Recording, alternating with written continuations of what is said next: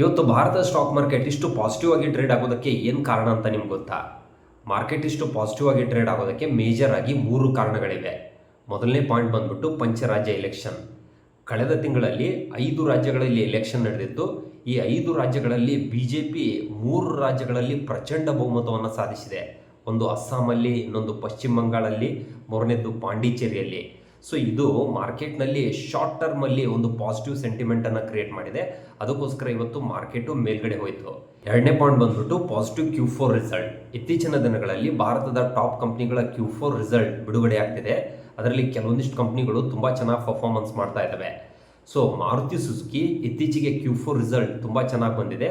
Last 2 ದಿನಗಳಿಂದ Maruti Suzuki ತುಂಬ ಚೆನ್ನಾಗಿ ಮೇಲ್ಗಡೆ ಹೋಗ್ತಾ ಇದೆ.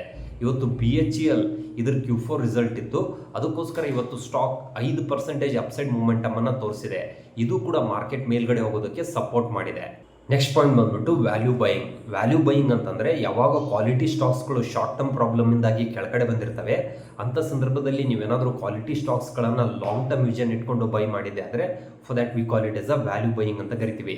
ಇತ್ತೀಚಿನ ದಿನಗಳಲ್ಲಿ ಶಾರ್ಟ್ ಟರ್ಮ್ ಪ್ರಾಬ್ಲಮಿಂದಾಗಿ IT, FMCG ಸ್ಟಾಕ್ಸ್ಗಳು ಹೆಚ್ಚು ಕರೆಕ್ಷನ್ಸ್ ಆಗಿದ್ದವು.